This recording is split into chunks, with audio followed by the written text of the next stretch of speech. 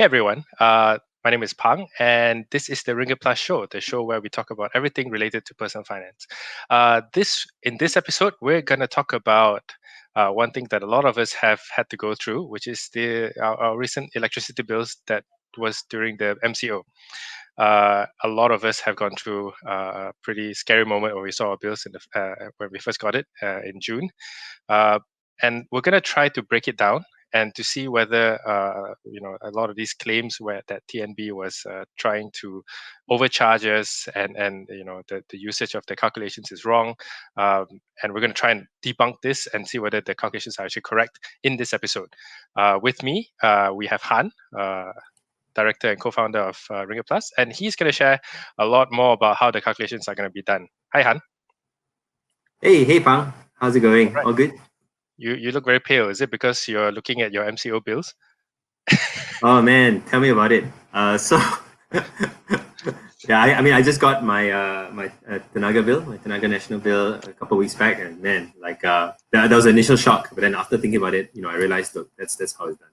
Yeah, because when I just got mine, sorry, I'm just gonna go straight up because when I just got mine, and this is my bill from June, and my total charge was 1,249 ringgit when I normally only spend about 300 to 400 ringgit a month on my electricity bill, and this was my 3 months bill, and I think a lot of people are also having this issue, right, where they're getting charged 3, 2, 3, 4, up to 5 times the normal electricity bills. But maybe in this episode we're gonna try and address this issue and see whether this is actually warranted or not. So let's start. I think the most important thing, right, which is how TNB charges its bills. And I know you have some slides that you want to share, which I think was pretty insightful. Maybe you want to take it off. Yeah, sure. Let me just quickly run through. Let's see if I can share my screen here for all our readers. Look, hopefully after this, people can see that TNB may or may not have calculated it wrongly. They most likely did not. Right. Hopefully, after watching the show, there's a bit of clarity there.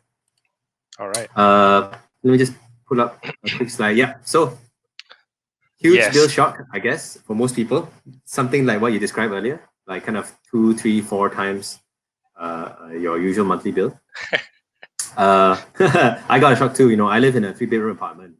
My usual bill is 300 ringgit per month, but my June bill was 750. Right. So. Okay. Well, this is not as crazy as this one, right? This is a screenshot. Not as crazy as this example, but before we get all up in arms about it, it's always useful to think about or learn about how TNB approaches billing for electricity in the first place. So even pre-MCO, right, on a usual basis. So let's think about it, right? First, how your normal at home TNB bills work, right?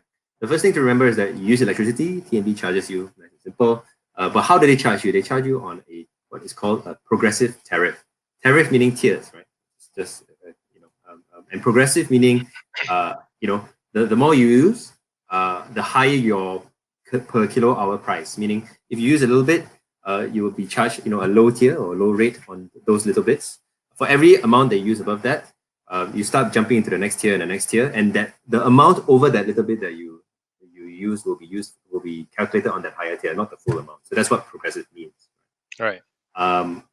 Yeah, I think there's a lot of numbers here. So there's 5 tiers for domestic households. But the best way to explain how progressive tiers work is usually as an example, right? And so we just use kind of a medium usage house, right? 400 kilowatts a month. That you look at how it's calculated, you get the first 200 kilowatts on a low tier, the next tier 100 kilowatts, the next tier 100 kilowatts. So if you do a bit of addition and a multiplication, you'll get at 128 ringgit, which is about 32 cents per kilowatt hour on average. You notice 32 cents is nowhere in this tier, so it's not just you're in this, you use this. No, it's it's a weighted sum product of all the use that you have. Not just jumping the tiers, right? And this means something, right, for most people, and it really means something in kind of a in MCO world. And to show you what I mean, most people have used more electricity. The ones that did will also see an increase in their bills. But what progressive rates mean is that the increase in your usage will not be the same as the increase in your bill. In fact, you'll see a bigger increase in your bill because you're using more electricity at that higher rate rather than a weighted average of the rates. Yeah. So to give again, the best way to explain this is an example. If you are that earlier example of 400 kilowatts a month, you'll be paying 128 ringgit, as I said earlier. And then during the MCO, if you say 50% more, say 600 kilowatts hours a month, right? That will be using the same kind of mathematics of multiplying and adding, right? You notice that you've used about 200 kilowatts more at that higher tier, right? Resulting in a bill of about 231 ringgit and 80 cents, right? Oh, that's a So pretty in big summary, increase, right? yeah, huge, right? And it's the fact that it's big is one thing, but the most important point is that it is bigger. The increase is bigger than your usage. So you increase your usage by 50%, but your bill amounts increased by 80. So you can't just go like, well, I increased by 50%, so my bill should only go up by 50%. That's not how progressive tariff rates work. And how progressive tariffs work is that you use less, you pay less. You use more, you pay more per unit on every unit after the amount.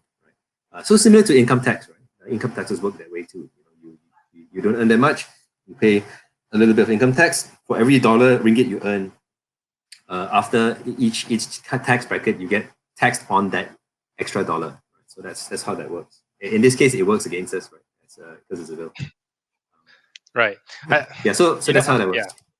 Yeah, I'm looking at that calculation, right? And I think it doesn't really address the main concern that a lot of people would have, which is when they're getting their estimated bills, and then in their June bills is like one lump sum, everything is calculated together. So maybe you want to share a little bit more on how you want to calculate these bills, like specifically during this MCO period, right? Which is during for some people it's March, April, May, and June, and then the June is where the actual reading came about. Do you have some calculations for that one? So here we have what they call a March bill, right? It says March up there. Okay. Right. This is an example of a bill. Obviously, this is not my bill, but it's an example of the bill that we requested, right? Just to get an idea of what's happening, right? And a couple of things to note in this sample bill. This is pre-MCO. How do I know this? Because the tempo bill or the bill period was 18th of February to 17th of March, and as everyone knows, the MCO started on the 18th of March. Right? Yeah. And on the above, I think we have a bacaan sebenar, right? So that means that gives you that the guy actually came to read our meters, right? Yep, that's right. So that's the other thing to note, which is the bacaan sebenar, obviously the date. And one important thing to keep in mind is this thing called the gunaan or usage, right? So this person has used 462 kilowatts. So very similar to my example earlier about the 400 kilowatt person. And his bill amount was, including all the various charges. Yeah, 160 ringgit. Yeah, that's about 163 ringgit there. So it kind of makes sense that the calculations make sense, right? And this is a bill pre-MCO. The next slide, I've got a bill which comes in during the MCO period. So without a bacaan sebenar, right? So this is an example of an April bill. The same house, same everything. And you can tell, look, you can see it says here bacaan anggaran, which means that there was no meter reading done. So TNB has had to make an estimate about what your usage is. And you notice the estimated amount of usage they have is the same as the previous month, right? So that same period which they had used, they say, hey, look, we haven't had the meter reading, so we're gonna have to estimate your bill at usage of 462, and therefore your bill is the same kind of 160 ringgit and 59 cent. And that's what bacaan anggaran means. Right. So it's just the same exact usage from your February bill, and I think this applies. I assume this applies in our May bill as well. Yeah, I think if you click, we have the next bill. The same thing happened in the May bill. Yeah, the same thing happened in the May bill. Right. Yeah, the same kind of usage estimate, right? That because again, bacaan anggaran, because they couldn't send anyone during this period due to the MCO, and therefore their bill was the estimated usage of electricity for you was for the same 462. Right? Okay. So that's kind of how they managed the situation during the MCO period. Right. But I guess the one thing that everybody wants to know is how how does this explain what happened with my June bill? And I do have a June bill. Maybe we can run through it together, so then our readers and anyone who's watching can really understand like what's happening here. So let's look at that one. Right. Okay. So now this is the money, right? This is the most interesting bill that if TNB bills can be interesting, this is the one, right? A couple of things to note, right? There's the bacaan sebenar, which means that during this period, i.e., they actually came on the 16th of June, right? And did a meter reading, right? And they mentioned the period here. So as you know, the period here, 91 days, right? And then they took the usage throughout those 91 days, so 1,775, right? Most kind of math inclined people will notice that that's a bit higher than 462, but also it's a bit higher than 3 times of 462. It's quite a bit higher. Yeah, it's actually about almost 4 times, right? Yeah, exactly. So you think about what this means. If you divide 1,775 by 3, you'll get something like 591 something kilowatts of use, right? Which is obviously higher than 462. So what's happened is that during this 3-month period, the kind of house used up a bit more than what they used up in the previous month, which was used as an estimate. So there is extra usage. In addition to that, there's the big number comes from the fact that it's a 3-month period or 91-day period. Right.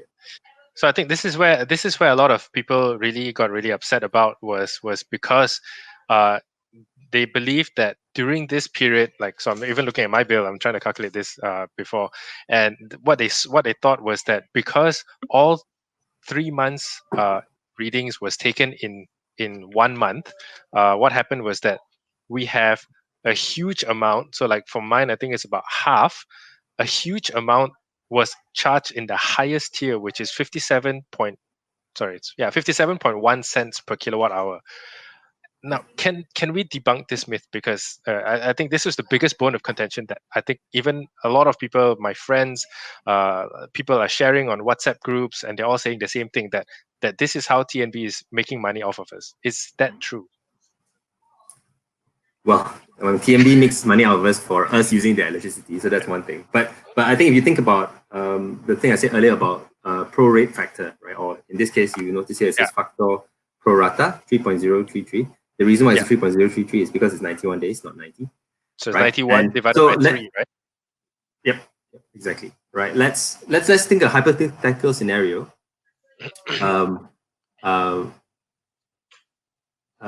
Where let me just pull up that June bill again, and then that will help. Okay, let's think of a hypothetical scenario where this 1,775 kilowatt hours were used in a single month. That would mean that you would have definitely hit 1, 2, 3, 4, 5 tiers, right? Right. If you had applied that kind of tiering mechanism, yes, to the bill.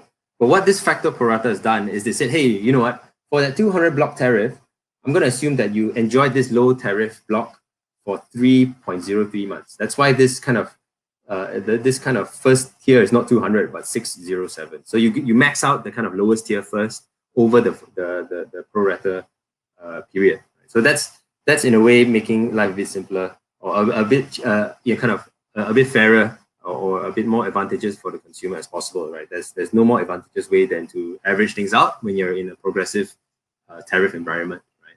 What I mean by that is you use up all the low tariff ones first, right? And in this case, they said, hey, you know what? Like normally you get 200 kilowatt hours as your lowest tariff.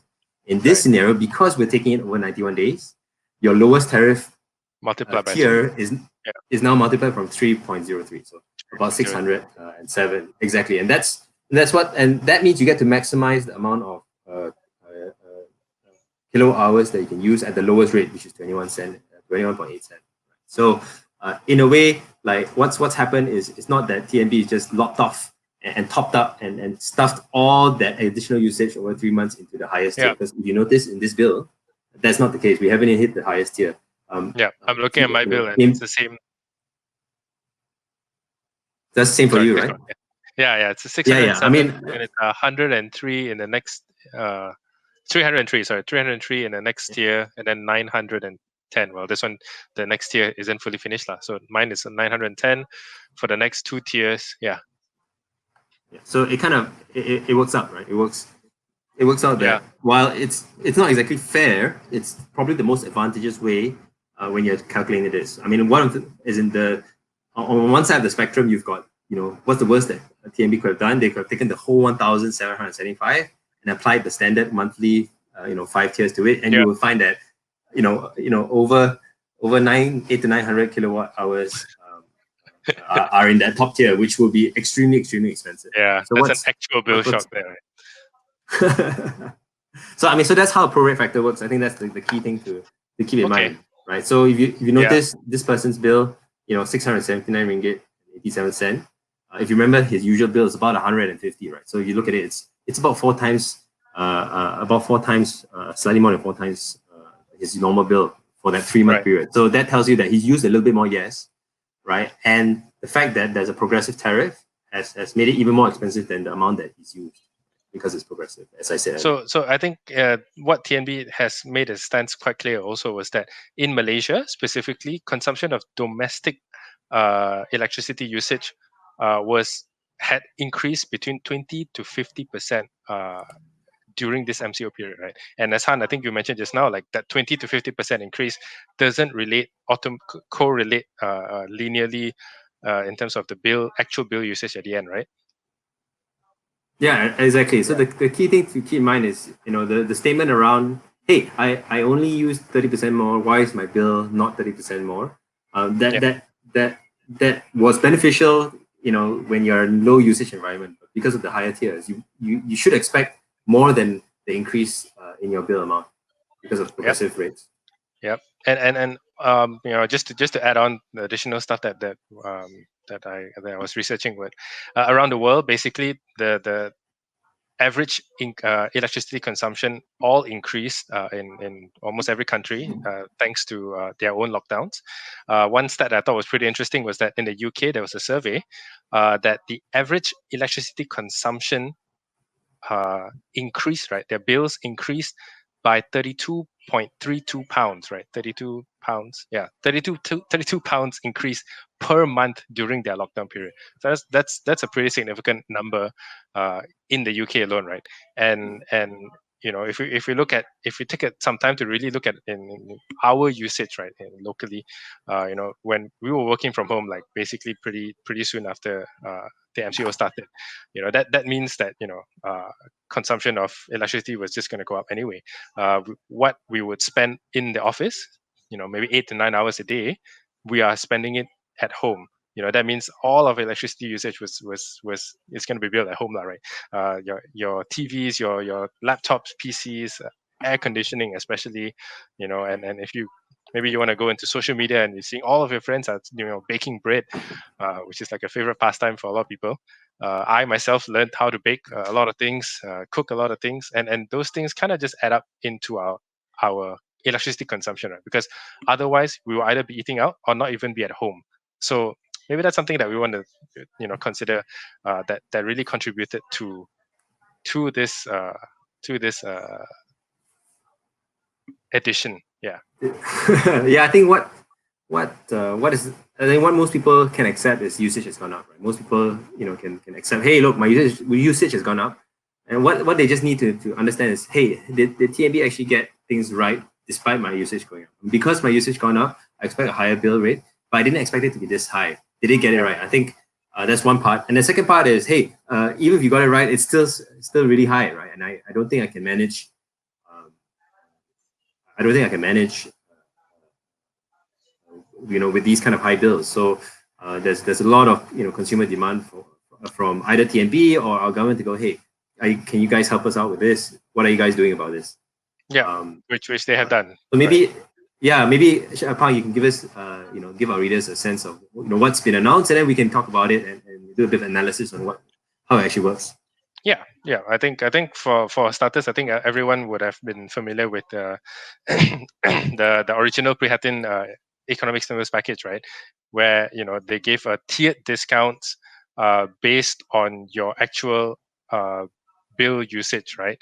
The discounts start at 50% for the lowest tier. So if your household electricity bill is actually below 200 kilowatt hours, you will be getting a 50% discount. But the tiers, as the tiers go up, meaning that if your consumption is higher, average consumption is higher, the discounts get lower, all the way to the point where if you're using above, I think 600 kilowatt hours, it is at 2%, right?